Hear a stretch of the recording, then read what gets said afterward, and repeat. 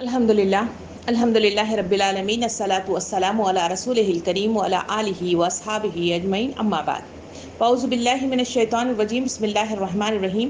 شروع کرتی ہوں اللہ رب العالمین کے نام کے ساتھ جو بڑا مہربان اور رحم فرمانے والا ہے۔ محترم و معزز سامعین کرام، پارہ نمبر 15 کا خلاصہ لیے ہوئے آپ کے درمیان موجود ہوں۔ آئیے اس کی تفسیر کی طرف ہم چلتے ہیں اور معلومات حاصل کرتے ہیں کہ اللہ رب العالمین نے اس بارے میں میرے اور آپ کے لیے کیا باتیں پوشیدہ رکھی ہیں۔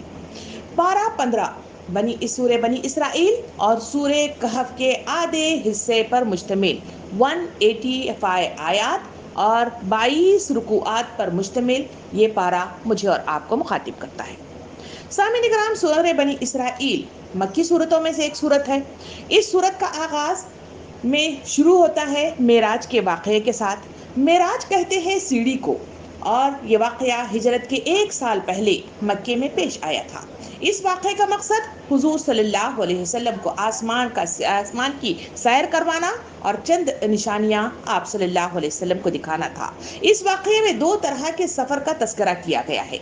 ایک وہ جو مکہ سے لے کر بیت المقدس براق کے ذریعے سے طے کروایا گیا، اور دوسرا وہ جو بیت المقدس سے آسمان کی طرف معراج کے ذریعے سے اس سفر کی تکمیل کی گئی۔ سامعین کرام، اس وقت مکے کی مسجد خانہ کعبہ مشرکین کے قبضے میں تھی اور بیت المقدس یہود و نصارہ کے قبضے میں تھی۔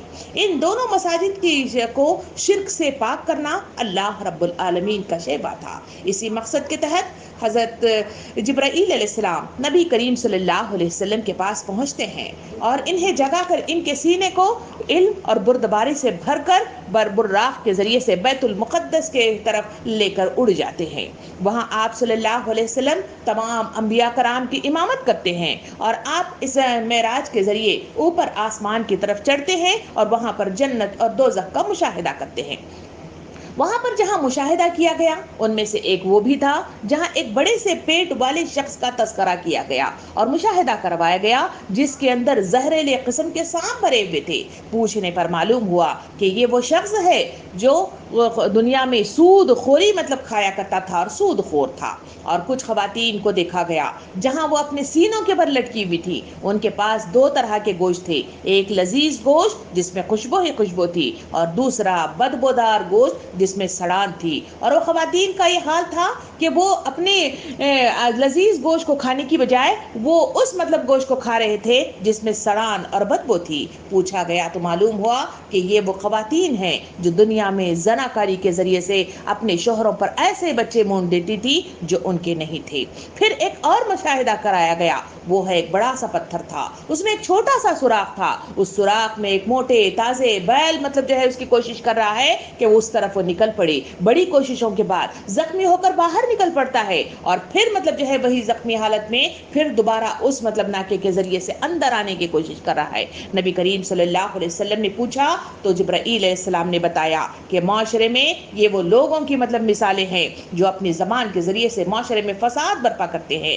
پھر جب وہ فساد برپا ہو جاتا ہے تو پھر اسے صحیح کرنا چاہتے ہیں مگر ہو نہیں سکتا۔ ان مشاہدات کے ذریعے اللہ رب العالمین انسانوں کو یہ بتانا چاہتا ہے کہ اس کا انجام جو اس دنیا میں سمجھ نہیں آتا اس کی پکڑ اللہ رب العالمین کے پاس بہت ہی بری اور بہت ہی بری سخت ہے۔ ان مشاہدات کے بعد اللہ رب العالمین اس سورے میں سورہ بنی اسرائیل کے بگاڑ کی طرف اشارہ کرتا ہے، یعنی واقعے کے بعد موسیٰ علیہ السلام کی طرف رجوع کرتا ہے اور وہاں پر ذکر کیا گیا کہ 2 بار زمین میں فساد عظیم برپا کرنے کی خبر دی گئی ہے۔ موسیٰ علیہ السلام کے بعد جب بنی اسرائیل فلسطین میں داخل ہوئے تو انہوں نے تورات اور اس کے احکامات کو بالکل بھلا دیا تھا، جس کے نتیجے میں فلسطین میں رہنے والی قوموں کے زیر اثر بدترین شرک میں مبتلا ہو گئے تھے۔ 70 سے زائد معبودان رکھے ہوئے تھے جس کی پوجا پاٹ کرتے تھے، گردار سے گری ہوئی اخلاقی برائیوں میں مبتلا تھے،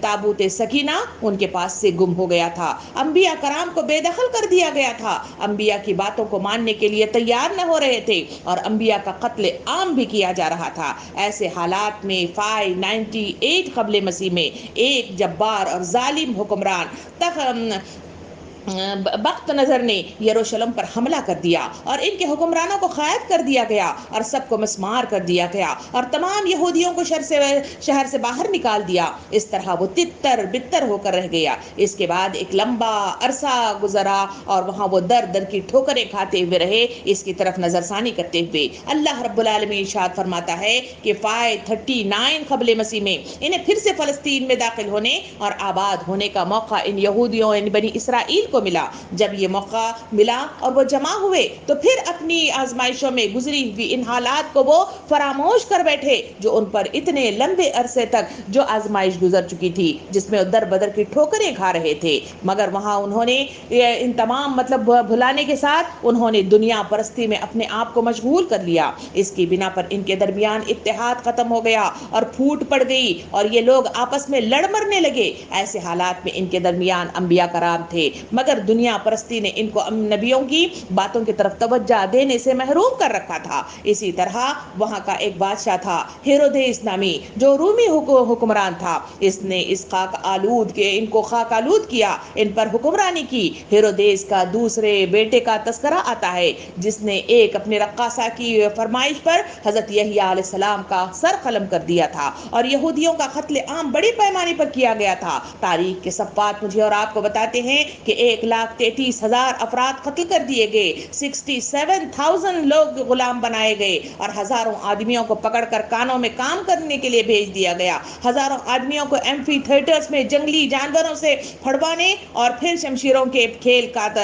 تختہ دمشق بننے کے لیے استعمال کیا گیا. اسی طرح فلسطین کا اقتدار بالکل ختم ہو گیا اور وہ صفا ہستی سے مٹ گئے. ان تمام فسادات یعنی 2 بار فسادات کا تذکرہ اس طرح کرتے ہوئے اللہ رب العالمین لوگوں سے مخاطب ہوتا ہے اور کہتا ہے کہ لوگوں پلٹ آؤ, اللہ کی چالیں بڑی سخت ہوتی ہیں اور پکڑ بڑی ہولناک ہوا کرتی ہے. ہو سکتا ہے کہ اب تم پر رحم کیا جا رہا ہے, لیکن اگر تم نے اپنے سابقہ روش کا اعادہ کیا تو ہم بھی پھر اپنی سزا کا اعادہ کریں گے. اور کافر نعمت لوگوں کے لیے ہم نے جہنم کو قید خانہ بنا کر رکھ چھوڑا ہے. اس کے بعد اللہ رب العالمین بات کو آگے بڑھاتے ہوئے امت مسلمہ کو 14 احکامات دیے ہیں جو معاشرتی, معاشی, اخلاقی اور تہذیبی اصولوں پر مبنی ہیں. تو آئیے وہ دیکھتے ہیں کہ 14 اصول کون سے ہیں. پہلا اصول بتایا گیا کہ اللہ کی عبادت کرو, صرف اللہ ہی کی عبادت کرنی چاہیے. دوسرا کہا گیا کہ والدین کے ساتھ حسن سلوک کرو اور بڑھاپے میں وہ انہیں اف تک نہ کہو, ان کے ساتھ نرمی اور رحم کے ساتھ جھک کر رہو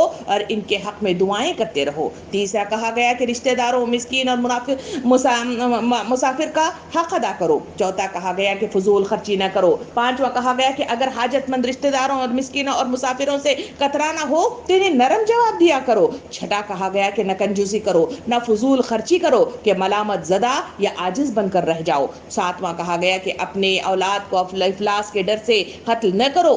آٹھواں کہا گیا کہ زنا کے قریب میں نہ بھٹکو, یہ بہت برا فعل ہے اور بہت برا راستہ ہے. نویں حکم دیا گیا کہ قتل نفس کا ارتکاب نہ کرو جسے اللہ نے حرام ٹھہرایا ہے. 10واں کہا گیا کہ مال یتیم کے پاس بھی نہ پھٹکو بلکہ احسن طریقے سے یہ جب بالغ ہو جائیں تو انہیں واپس لوٹا دو. 11ویں حکم دیا گیا کہ عہد کی پابندی کرو. پھر کہا گیا کہ پیمانے اور ترازو ٹھیک ٹھیک کا ادا کرو اور کسی ایسی چیز کے پیچھے نہ پڑو جس کا علم نہیں ہے. کان, آنکھ اور دل کی باز پرس ہونے والی ہے. اور آخری حکم یہ دیا گیا کہ زمین میں اکڑ کر نہ چلو اور تم پہاڑوں کی بلندی کو پہنچ نہیں سکتے. یہ کہہ کے ان احکامات کے بعد اللہ رب العالمین نے 4 قسم کے اعتراضات پر نظر ثانی کی ہے. ایک ہے توحید پر اعتراض کیا گیا, اس کا بہترین جواب دیا گیا. قرآن پر اعتراض کیا گیا, اس کا بہترین جواب دیا گیا. نبوت پر اعتراض کیا گیا, اس کا بہترین جواب دیا گیا. آخرت پر اعتراض کیا گیا تو اس کے ایک ایک حصے کو کھول کر مختلف مثالوں سے اسے واضح طور پر اس کے دلائل کے ساتھ اس کا جواب دیا گیا. ان سارے اعتراضات کے بعد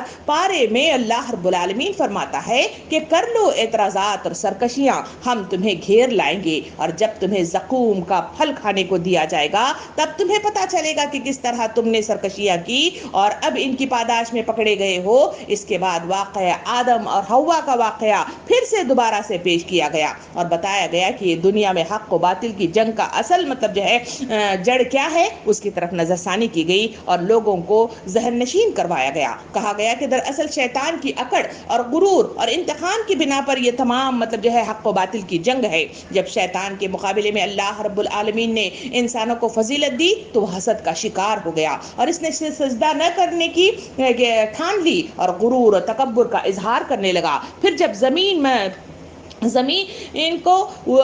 میں انہیں دونوں کو مطلب اتار دیا گیا تو اس نے اللہ سے مہلت مانگی کہ تو مجھے اجازت دے میں اس نسل انسانی کی پوری نسل کو بیج کنی کر دوں گا. اسی لیے شیطان آج اس دنیا میں انسانوں کی غفلت، لاپرواہی، دنیا کی حرص، مال و متاع کی تمنا میں مبتلا کر کے انہیں بہکاتا رہتا ہے اور شیطان کے ساجی ایسے لوگ بنتے ہیں جو کمزور ایمان والے لوگ ہیں، اللہ رب العالمین سے غداری کرتے ہیں اور انہیں مطلب جو ہے عذرات پیش کرتے ہوئے اس کے احکام سے روگردانی کرتے ہوئے نظر آتے ہیں. اللہ رب العالمین نے شیطان کو اجازت دی ہوئی ہے کہ اللہ رب العالمین نے کہا کہ جس کو بہلا پھسلا کر اپنے سوار، پیادے، چڑھاوے اور مال و اولاد میں ان کا ساجی بنانا چاہتا ہے بنا لے. ان کو وعدوں میں، جالوں میں پھانس کر رکھ. میرے بندے وہ جو مجھ پر بھروسہ رکھنے والے لوگ ہیں اور عمل صالح کرنے والے لوگ ہیں وہ کبھی تجھ پر غلبہ حاصل نہیں ہونے دیں گے بلکہ وہ مطلب جو ہے مجھ پر ایمان لائیں گے اور واقعتاً مطلب جو ہے واپس میرے پاس اچھی شکل میں واپس لوٹ آئیں گے. اللہ تعالیٰ فرماتا ہے کہ لوگوں ہم نے تم پر بے شمار احسانات کیے ہیں. احسانات یاد دلاتے ہوئے اللہ تعالیٰ فرماتا ہے کہ تمہاری زندگی کی بقا اور مقصد کی تکمیل کے لیے، معاشی استحکام کے لیے سمندروں میں کشتیاں تمہیں مطلب جو ہے ہم نے سواری کے طور پر ہم پہنچائی، خشکی اور تری میں بھی سواریاں پہنچائی تاکہ ایک جگہ سے دوسری جگہ بسہولت تم آ جا سکو. پھر تیسرا یہ ہے کہ پاکیزہ رزق ہم نے تمہیں دیا اور تمہیں تمام مخلوقات میں نمایاں فوقیت عطا فرمائی، مگر پھر بھی تم ہو کہ شیطان کے آلائے کار بنے ہوئے ہو. مگر جب تم کو ہم پکڑ لائیں گے تو ہم تم کو نامہ اعمال دکھائیں گے، تب تمہیں سمجھ میں آئے گا کہ کیا کچھ تم کر کے یہاں پہ لوٹ آئے ہو. پھر اللہ رب العالمین حکم دیتا ہے کہ نماز قائم کرو، رات کے اندھیرے میں قرآن کا التزام کرو، رات کو تہجد پڑھو، یہ تمہارے لیے نفل ہے، مگر ان کاموں اور عبادات کی ادائیگی تمہیں مقام محمود تک پہنچائے گی. شیطان کے قریب بھی نہ جاؤ بلکہ اس سے دور رہنے کی کوشش کرو. ان تمام باتوں کے بعد اللہ رب العالمین مکے کی حالات کی طرف نظر ثانی کرتا ہے. کہتا ہے کہ اس وقت مکے کے حالات بہت زیادہ سخت ہو گئے تھے اور وہاں پر اللہ رب العالمین کے رسول صلی اللہ علیہ وسلم پر اور ان کے ساتھیوں پر سختیاں کی جا رہی تھی. اس وقت ہجرت کا موقع بالکل قریب تھا. اللہ رب العالمین نے دعا کے ذریعے سے ایک اہم مطلب جو ہے رخ کے ساتھ نبی کریم صلی اللہ علیہ وسلم کو تسلی دی. کہا دعا یہ تھی کہ ربی ادخلنی مدخل صدق واخرجنی مخرج صدق واجعل لی من لدنک سلطانا نصیرا. اس کا ترجمہ یہ ہے کہ اور دعا کرو کہ ہے پروردگار جہاں بھی تو لے جا سچائی کے ساتھ لے جا اور جہاں سے بھی تو نکال سچائی کے ساتھ نکال اور اپنی طرف سے ایک اقتدار کو میرا مددگار بنا دے. اس کے بعد نبی کریم صلی اللہ علیہ وسلم کو حکم دیا گیا کہ اپنے ساتھیوں کی ہمت افزائی کرو اور باقاعدہ طور پر وہاں پہ اعلان کر دو کہ حق آ گیا اور باطل مٹنے ہی والا ہے. اور جو لوگ فخر و غرور کرتے ہیں کہا گیا کہ عابدوں کا غرور ان کے لیے موت ہے اور گنہگاروں کی مایوسی ان کے لیے موت ہے. انسانوں کو اللہ کی طرف رجوع کرتے رہنا چاہیے، اسی میں انسان کی فلاح پوشیدہ ہے. اس کے بعد لوگوں کے سامنے حضور صلی اللہ علیہ وسلم اور قرآن پر کیے گئے اعتراضات اور ان کی بے وقت مانگوں کا تذکرہ کیا گیا ہے اور ساتھ میں حضرت موسیٰ علیہ السلام کا واقعہ اختصار کے ساتھ بیان کیا گیا ہے. اور اس طرح یہ سورت اختتام پر پہنچتی ہے. اس سورت کے اختتام پر کہا گیا کہ قرآن انسانوں کے لیے رہنمائی ہے، اسی کو لے کر دنیا میں اقامت دین کا کام کیا کرو. تم لوگوں کو اسی کام کے لیے پیدا کیا گیا ہے. جو مان رہے ہیں انہیں بشارت دو، جو نہ مان رہے ہیں ان کو متنبہ کرو. قرآن کو خوب ٹہر کر پڑھو اور سنو اور سناؤ. پھر کہا کہ جو لوگ اس علم کو صحیح معنوں میں سمجھ لیتے ہیں ان کا ذکر کیا گیا کہ وہ منہ کے بل سجدے میں گرنے والے لوگ ہیں، پکار اٹھتے ہیں کہ پاک ہے ہمارا رب. ان کا وعدہ پورا کر رہنا تھا اور وہ منہ کے بل روتے ہوئے گر جاتے ہیں اور اسے سن کر ان کا خشیت اور خضوع اور بڑھ جاتا ہے. ہمیں ان آیات پر کو سامنے رکھتے ہوئے غور و فکر کرنا چاہیے اور اپنا جائزہ لینا چاہیے کہ بحیثیت مسلمان ہم کس مقام پر ہیں اور ہمارا طرز عمل کیا ہے. اس طرح یہ پارا چلتے ہوئے سورہ کہف میں داخل ہو رہا ہے. سامعین کرام یہاں سے سورہ کہف کی شروعات ہوتی ہے اور یہ سورہ مکی ہے. اس سورت میں واقعات پیش کیے گئے ہیں اور ان کے ذریعے توحید، علم اور اطاعت اور فرما برداری کا سلیقہ سکھا دیا گیا ہے. اور یہ سورت کے پڑھنے کی بڑی مطلب جو ہے فضیلت رکھی گئی ہے. ایک فضیلت یہ بتائی گئی جو اس کو جمعہ کے دن پڑھتا ہے تو اس کو میدان حشر میں نور عطا کیا جائے گا. ایک مطلب کہا گیا کہ اس کو جمعہ کے دن پڑھتا ہے تو ایک جمعہ سے دوسرے جمعہ کے درمیان اس کو نور عطا کر دیا جائے گا. اور تیسری طرف کہا گیا کہ جو اس کے 10 آیتیں کو حفظ کرے گا تو اس کے نتیجے میں دجال کے فتنے سے بچ جائے گا. اسی لیے لوگ بکثرت اس کو جمعہ کے دن کثرت سے پڑھتے ہوئے ہیں. اور سنت رسول کا بھی مطلب جو ہے یہی حکم ہے. یہ دنیا عارضی قیام گاہ ہے اور جو باقی رہ جانے والی شے ہے وہ اعمال ہیں. زندگی میں 4 قسم کے اجزاء پر مشتمل یہ زندگی ایک دوسرے پر زندگی گزاری جاتی ہے. وہ 4 قسم کے اجزاء کون سے ہیں؟ پہلی ہے جوانی، دوسرا ہے علم، تیسرا ہے مال اور چوتھا ہے حکومت، مقصد اور عہدہ. یہ 4 مطلب اجزاء کا ذکر اس قرآن مجید کی سورہ کہف میں بڑی تفصیل کے ساتھ واقعات کے ذریعے سے کیا گیا ہے. اس میں جوانی کے سلسلے میں اشارہ کرتے ہوئے فرمایا کہ اصحاب الکہف کی جوانی ہو، اور مال کے سلسلے میں تذکرہ کرتے ہوئے 2 لوگوں کے باغوں کا تذکرہ کیا گیا، اور چھوٹے والے باغ کی طرف اشارہ کر کے اس شخص کی طرف اشارہ کیا گیا کہ ایسا تمہارے اندر مال کی اہمیت اور واضح ہونی چاہیے. اور تیسرا مطلب جو ہے حکم دیا گیا علم کے معاملے میں، اور کہا گیا کہ ایسا علم تمہیں میسر ہو جو انبیاء کرام کی طرح کا علم کا حصول ہو. اور علم کے اضافے کے لیے موسیٰ علیہ السلام اور خضر علیہ السلام کے ذریعے کو سامنے لاتے ہوئے انہیں تفصیل کے ساتھ بتایا گیا. اور چوتھا اقتدار حاصل ہو تو ذوالقرنین کی تفصیل اس میں لائی گئی. جیسا کہا گیا کہ ایسا اقتدار جس میں انصاف ہو، ایسا رویہ اختیار کرنے کی تلقین کی گئی. اور اسی میں بتایا گیا کہ دنیا کی حیثیت کیا ہے اور کیا طریقہ اپنانا چاہیے. زمین کا سر و سامان، یہ تمام چیزیں اللہ رب العالمین نے زمین کی زینت بنائی ہے. یہ لوگوں کی آزمائش کے لیے پیدا کیا گیا ہے کہ کون بہتر عمل کرنے والا ہے. سامعین کرام، یہاں اصحاب الکہف کا واقعہ بڑی تفصیل کے ساتھ بیان کیا گیا ہے. کہف کہتے ہیں وسیع غار یا مطلب تنگ کوہ کو کہا جاتا ہے. کہا جاتا ہے کہ جب 250 قبل مسیح میں رومیوں کی حکومت تھی تو یہ واقعہ ترکی کے شہر افسوس کا واقعہ بتایا جاتا ہے کہ اس وقت رومیوں نے مسیح علیہ السلام کے پیرووں کو ظلم و ستم کا نشانہ بنا لیا تھا. حق اور باطل کو طرف مطلب جو ہے کشمکش تھی، اور جو لوگ حق کا اعلان کرتے تھے انہیں ظلم سے مطلب دوچار کر دیا جاتا تھا. یعنی جو بھی حق کی طرف آگے بڑھے یعنی انہوں نے دعوت ظلم کو مطلب جو ہے دعوت دے دی ہے. ایسے حالات میں ایمان کو سلامت رکھنا مشکل ہو گیا تھا. ان میں 7 افراد کا تذکرہ کیا گیا ہے، نوجوانوں کا. ان کا ذکر کیا گیا کہ وہ اپنی ایمان کی سلامتی کے لیے کہ کہیں وہ انہیں مرتد نہ کر دیا جائے تو وہ ایک یہاں سے شہر سے بھاگ نکلے اور ایک غار میں انہوں نے پناہ لی. اور اللہ رب العالمین نے ان 7 افراد کو 200 سال تک کے لیے انہیں سلا دیا. یعنی 450 قبل مسیح میں یہ جاگ اٹھے. تفصیل اس طرح بتائی گئی کہ جب اس وقت وہ مطلب جو ہے جاگ اٹھے تو سارے لوگ مطلب جو ہے تبدیل ہو گئے تھے، ماحول تبدیل ہو گیا تھا. سارے لوگ عیسائیت کو قبول کر چکے تھے. اللہ رب العالمین نے ان نوجوانوں کو جو اٹھایا تھا ان میں ایک کتے کا بھی تذکرہ کیا جاتا ہے. ایک کتا بھی انہی کے ساتھ تھا، اور وہ جب سوئے ہوئے تھے تو ان کا یہ حال مطلب بتایا گیا کہ سورج کی کرنیں نکلتی تو جس طرح مطلب جو ہے انہیں سورج کی کرنیں بھی میسر آتی تھی اور وہاں نظر بھی کسی کو نہیں آتا تھا. اس طرح اللہ رب العالمین نے ان 7 نوجوانوں اور ان کے ساتھ والے کتے کو بھی مطلب جو ہے انہیں 200 سال تک اٹھایا اور 200 سال کے بعد انہیں واپس جگایا. اس کا تذکرہ کرتے ہوئے اللہ رب العالمین ارشاد فرماتا ہے کہ جب وہ جاگ اٹھے تو انہیں بھوک محسوس ہوئی تو ان کے پاس جو سکہ تھا وہ 200 سال پرانا تھا. وہ اسے لیے ہوئے بھوک مٹانے کے لیے ان میں سے ایک شخص شہر کی طرف دوڑ پڑا کہ کہیں سے اچھا کھانا لے آئے اور ہم سب مل کر کھانا کھائیں. جب وہ لے کر نکلا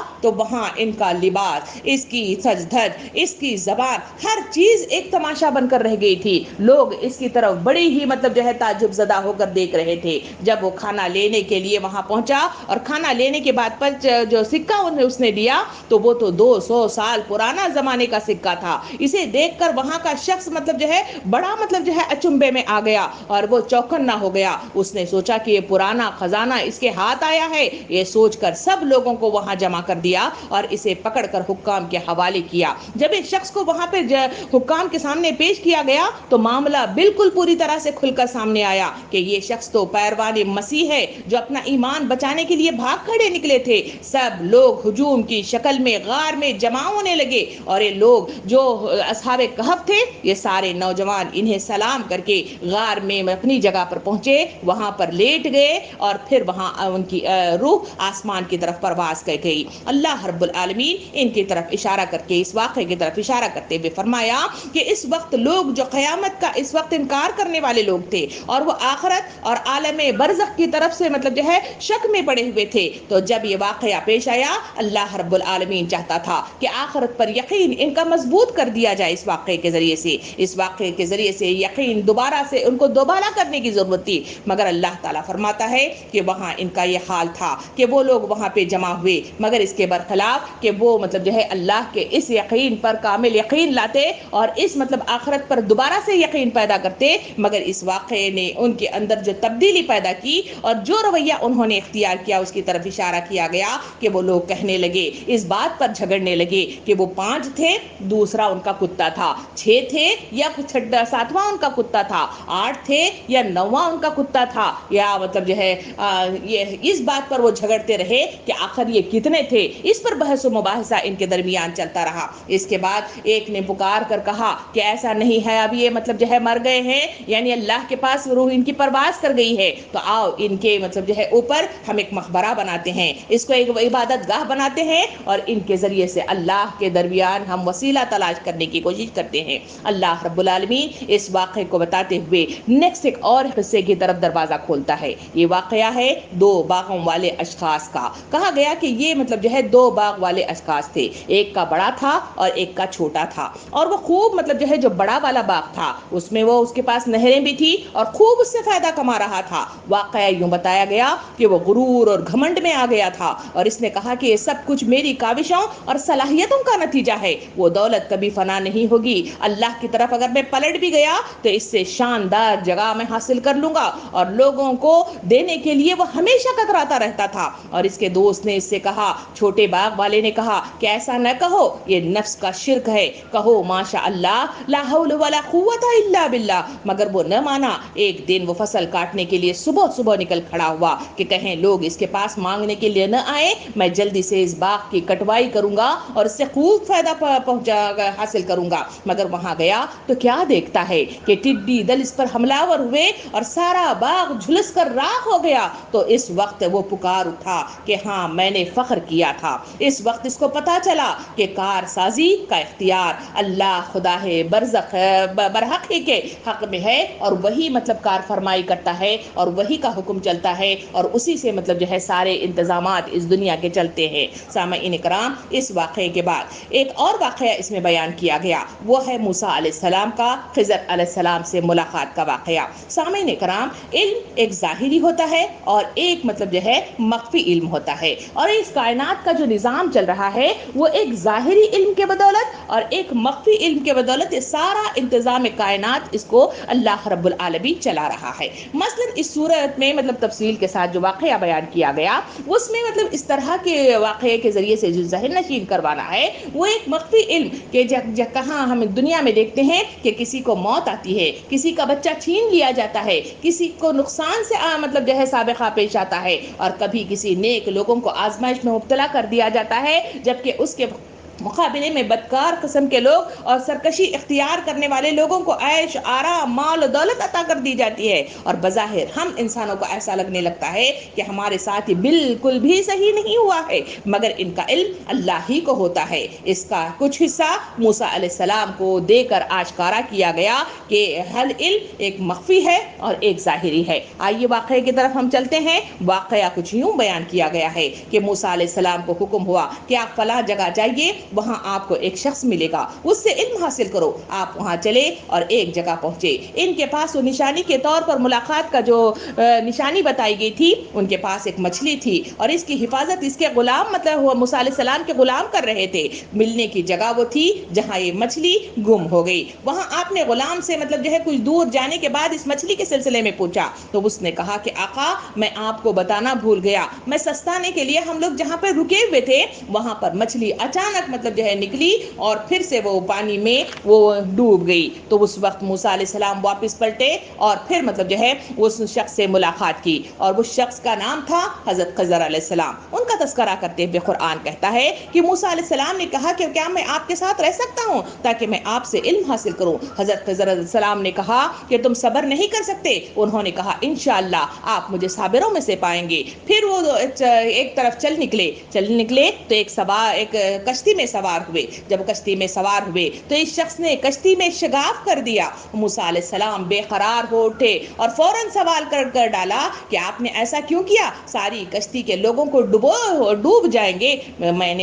وہ شخص نے یعنی خضر علیہ السلام نے فوراً کہا میں نے کہا نہ تھا کہ تم مطلب جو ہے صبر نہیں کر سکتے. انہوں نے کہا کہ بھول چوک انسان ہی سے ہوتی ہے, مجھے معاف کر دیجئے. پھر آپ آگے بڑھے تو وہاں مطلب ان کو ایک لڑکا ملا. وہ لڑکا جیسے ہی ملا آپ مطلب اس شخص نے اسے فوراً قتل کر دیا. موسیٰ علیہ السلام سے رہا نہیں گیا, انہوں نے فوراً مطلب جو ہے کہا کہ یہ بے گناہ تھا, آپ نے اسے قتل کر ڈالا, یہ کام تو آپ نے بہت برا کیا ہے. اس نے کہا کہ میں نے کہا نہ تھا کہ تم صبر نہیں کر سکتے؟ موسیٰ علیہ السلام نے کہا ہاں, اب اگر سوال کیا تو مجھے ساتھ نہ رکھیں. پھر وہ آگے چلے یہاں تک کہ ایک بستی میں پہنچے. وہاں سے کھانا نہیں مانگا مگر انہوں نے دینے سے انکار کر دیا. مگر وہاں کیا دیکھتے ہیں کہ ایک دیوار ہے جو گرا چاہتی ہے. اس شخص نے اس گرتی دیوار کو پھر سے تعمیر کیا. موسیٰ علیہ السلام نے کہا کہ یہ کام کی اجرت تو لے لینا چاہیے تھا. اس شخص نے کہا کہ اب میرا اور تمہارا ساتھ ختم, اس لیے کہ میں نے تمہیں کہا تھا کہ کوئی سوال نہیں کرنا,